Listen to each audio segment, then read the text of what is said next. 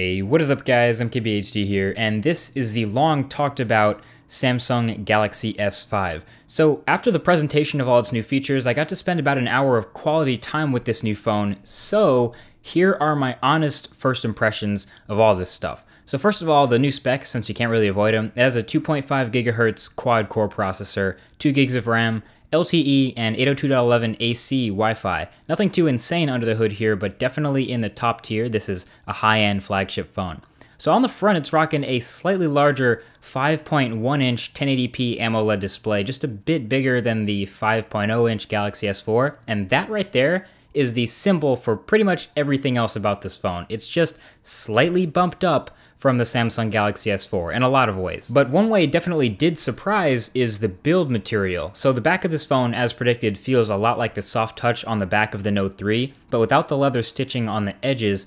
But then for some reason they added this unsightly bumpiness to it, like the dimples on the back, and I'm not sure how I feel about this. I mean, it kind of reminds me of the original Nexus 7, plus some sort of golf ball hybrid going on. It's weird. I can't say I'm a fan of it right now. But anyway, there are 4 colors: the black with the black front, the white, which has white bezels, the blue, which I guess is the least bad looking of the bunch, I guess, and it has black bezels, and then there's also the gold, which I like to call the Band-Aid edition. Anyway, at least the build of this guy has a tiny bit of reasoning behind it. Despite its removable back and totally expandable storage and totally swappable 2800 mAh battery, the Galaxy S4 is still IP67 certified now. Now, I'll leave a link in the description to exactly what IP67 means, but basically the 6 means it's totally dust-proof no matter how small the grain, and the 7 means it's water-resistant, but not waterproof.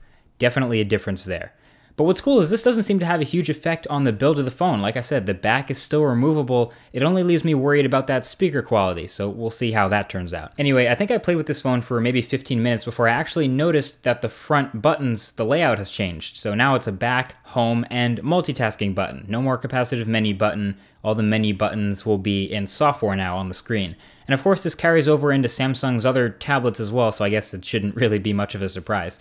And speaking of buttons, in a very Apple-inspired move, Samsung went ahead and put a fingerprint sensor in the home button. So this one you need to swipe to use, and basically once it's set up, it can be used to log into certain secure apps like PayPal or even unlocking the phone itself. Surprise. I kind of wish it would go a little bit further than that, like maybe I could log into sites in Google Chrome using my fingerprint, but you know, that kind of stuff is a while off. I did notice this new home button felt a tiny bit less clicky, a little bit less tactile than usual, like it was on the S3 or S4. Maybe it was just my unit, but hopefully it's not quite as mushy feeling when it's on retail shelves. Now, another thing they made a huge deal about is the camera on the back of this guy. So it is a slightly larger 16 megapixel sensor and a new dedicated image signal processor, so this shooter supposedly has the fastest autofocus in any smartphone, clocking in at an average of 0.3 seconds. No idea how I'm supposed to verify this, but playing with the phone, I gotta say, it definitely did feel like a quality high-end phone camera. And this is no surprise coming from Samsung, really. The Galaxy S4 had a great camera. The Galaxy Note 3 had an even better camera. It shot 4K video. And this new S5 is another step up. So 16 megapixels, obviously, the photos are high res. It takes 4K video as well, and it has some awesome new HDR processing and selective focus modes and super fast burst mode that took 30 shots in probably about 3.5 seconds, and a whole bunch more features. As we know, Samsung likes to throw every feature in the world into their camera. Now, I couldn't really pixel peep and judge the actual image quality from the time I spent with it, but I can guarantee you that this is something that we'll be taking a much deeper look at in the full review. But taking a look around the back again, you might have noticed some other weird looking things below that camera lens. One of them, yes, is a flash, but the other 2 make up a heart rate monitor. So, of course, you have to use freaking S-Health to take advantage of it. But yes, you can hold your finger up to the back of this phone for a few seconds, and it'll tell you your heart rate. It'll give you a heart rate reading. Not sure how many people are actually going to use this, but that's Samsung for you. It makes for a good ad. It makes for a good demo. It's good to show off to your friends, so, of course, they built it in. So, overall, yeah, messing around with the Galaxy S4, got that feeling that performance is a little bit smoother, not faster, but smoother. So I'm getting in mind that this really feels like a Galaxy S4S. Dare I say it? Yeah, I said it. It's the Galaxy S4S. It's got a ton of minor conservative improvements, a little bit weird of a tweak to the design. I'm still not sure how I feel about it. It's obviously inspired by some other manufacturers in some places, but it's just so easy to call this a Galaxy S4 Part 2. Not that that's a bad thing. You know, I guess people were just expecting bigger changes, that's all.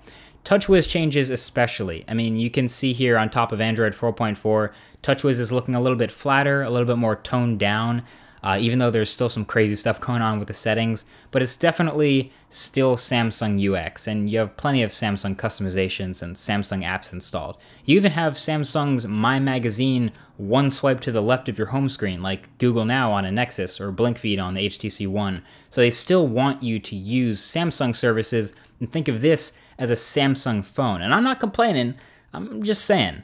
So that's my first impressions of the Galaxy S5. Of course, there's much more new stuff from Samsung. The new Gear watches, a new fitness band that looks pretty hot actually. You can expect to see this phone advertised right alongside these new wearables because they'll probably want to make you buy them both at the same time. But I'll have much more in-depth coverage of the phone, the accessories, the wearables, and much more when it all comes out in early April, so definitely hit that subscribe button below if you don't want to miss that. Oh, and hit that like button if you enjoyed the video, if you liked it. And share it with your friends. Let them know what's good with the Galaxy S5. This is the video to share with them. Thank you for watching, guys. Hope you enjoyed, and I'll talk to you in the next one. Peace.